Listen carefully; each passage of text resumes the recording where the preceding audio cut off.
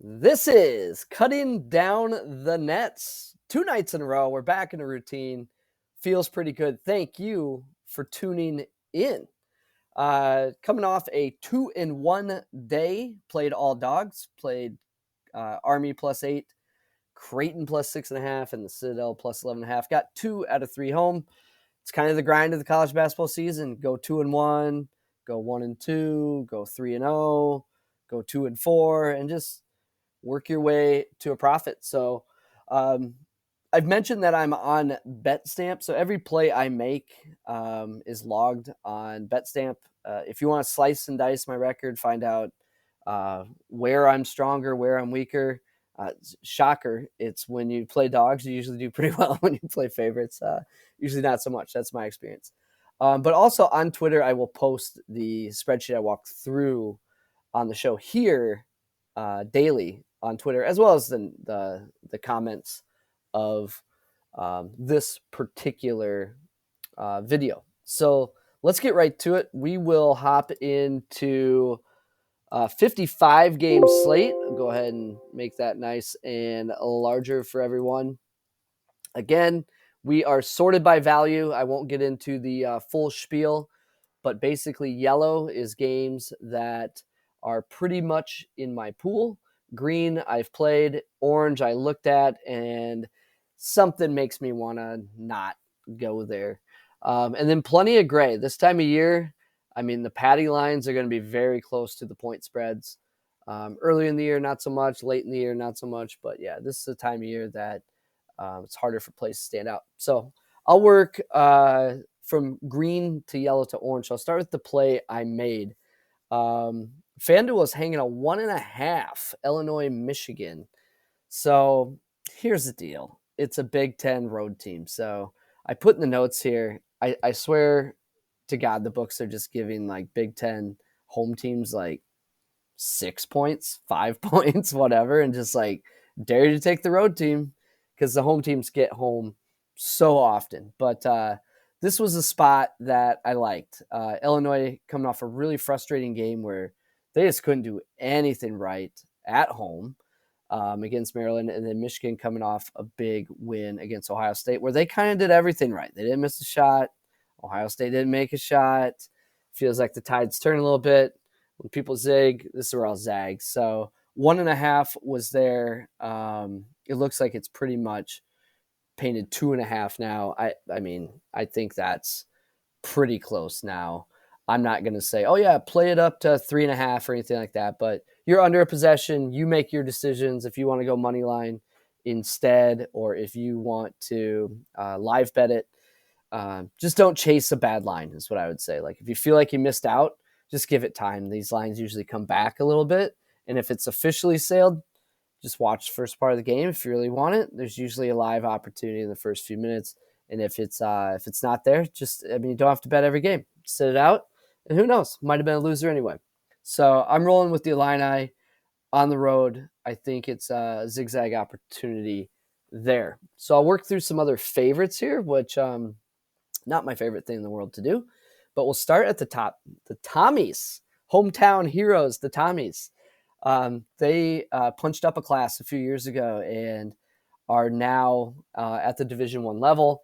They are a very good offensive program. So that's something that's always been pretty strong for them. They are coming around on defense. Their kind of intro into D1 was pretty rough. They got in a lot of shootouts because they just couldn't stop anybody. But this year they've been a lot stronger. So I don't like to just say that. So as usual, I'll pick a game and I'll just kind of pull it up. So this is tomorrow's schedule. We will dig into the Tommies here. So St. Thomas is at South Dakota, and we'll look at both teams and the matchup. This is the only game I'll really dig into today. So St. Thomas 13-6. You're seeing some improved defense over previous years. They are getting a little lucky with 3-point defense, so that's a little bit concerning. But when you go back to their early intros into D1, last year their adjusted offensive or defensive efficiency was 108. So again, offense was not the problem. Look at 2002. a 116. So the tide's turning there. This program's in good shape. They embrace the rim and three that is so popular these days, and that'll be evident when you kind of dig into the game. So looking at St. Thomas, only 11.8% of their shots are graded as further twos, which means that 88.2% of their shots are either at the rim or three-pointers, which you love to see. So from schematic and matchup standpoint, South Dakota coughs it up. They turn it over on 20% of possessions. St. Thomas forces turnovers, 19% of possessions. So there's a little edge there. South Dakota does not turn you over. They're nearly dead last in forcing turnovers, and St. Thomas is pretty good at protecting the ball. Anyway, pretty neutral here for rebounding, slight edge to Sodak. St. Thomas doesn't draw many fouls. South Dakota doesn't commit many fouls, and it's basically they're just packing it in and letting you shoot threes. So 36% of the opponent's shots are from three, where St. Thomas is shooting about half their shots from 3 points. So a little bit of variance there. St. Thomas is going to have to make their jump shots, but they also can get to the rack. So, another 50 or 44% of their shots are at the rack, and South Dakota can give it up there as well. So overall, this just comes down to, I think, a schematically superior offense against a really porous defense. And I'll take my chances there. So I haven't bet it yet because you never know when you're laying like 6.5 points. Like it's super frustrating to see that line come down. So I just have not chipped away at that. South Dakota, how did we get here? We got here through defense. And defense, yeah, there's been a little bit of hot shooting from opponents' 3-point range, but these are ridiculous numbers. They had this road trip out to California where things got real bad. 1.56 points per possession. That's not adjusted. That's just every time Cal Irvine went down the court, they scored 1.6 points every possession. Now, a layup, uncontested, would be 2 points per possession. So you can kind of get a feel for how bad defensively they've been at times and just haven't been competitive in a while. So first home game in, looks like 2 weeks. I'm not all that concerned. So I'm fine with the Tommies there. I think offense gets it done is what I'd look to there. I already talked about Illinois and Michigan. So move on to North Alabama and Austin Peay. So Austin Peay kind of lives in the mid-range. Not what I like to see, but they're good at it. There's going to be 2 players in this game that kind of stand out. Forgive me for not knowing them off the top of my head. I am not a savant, but we'll kind of pull that up and you'll look at the usages for these guys in this clash here. So Austin Peay and North Alabama. This is going to come down to Jakari Lane on the North Alabama side. He is a 29.4% usage, which is really strong. And on the Austin Peay side, you have DeMarcus Sharp at a 32.5% usage. So balls in their hands. They are, again, kind of living in the mid-range. You'll see that as a 38% clip. So you just saw that St. Thomas is shooting only 11% of their shots from the mid-range, whereas this is where Austin Peay kind of goes to eat. But North Alabama is also beatable inside. So I think there is some opportunities there. So matchup seemed fairly neutral. You get a home game. Haven't decided where I land yet. That's why it's yellow.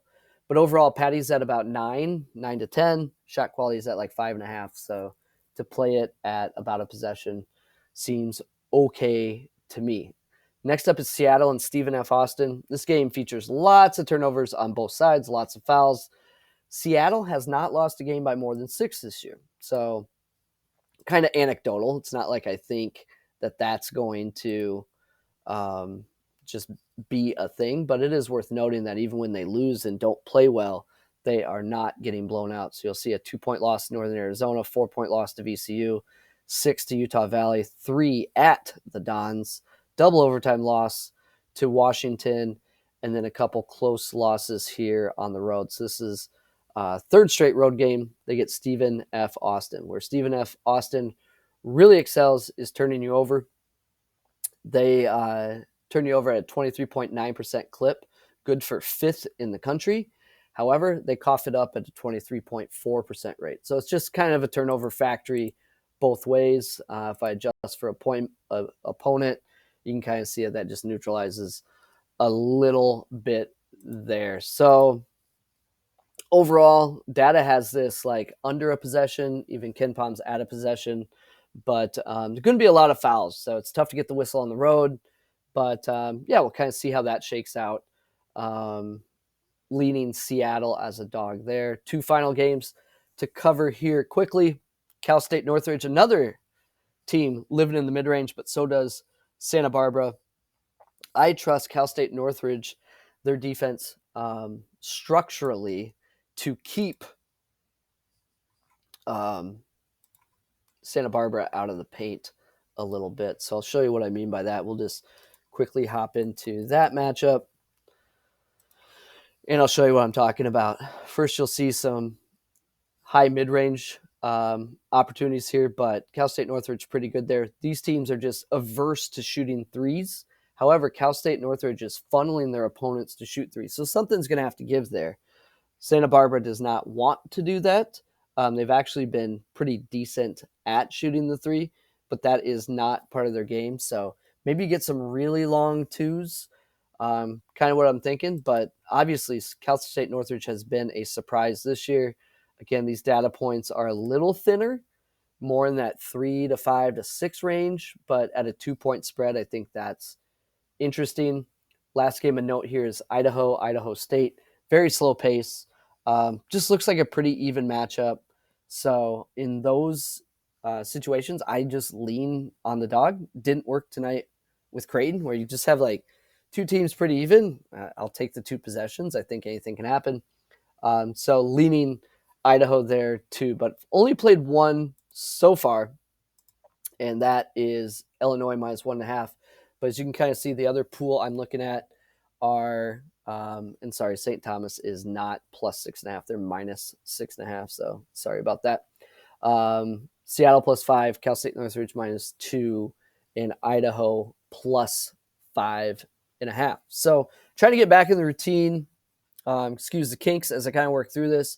Appreciate the comments, all that stuff. It's good to see kind of the same people year after year kind of hop back in, and hopefully we'll get a little momentum here riding into February and then ultimately March, where we truly like to eat. So that's it for tonight. Thursdays are the stay up late and watch West Coast ball night. So good luck, everybody. This is Cutting Down the Nets.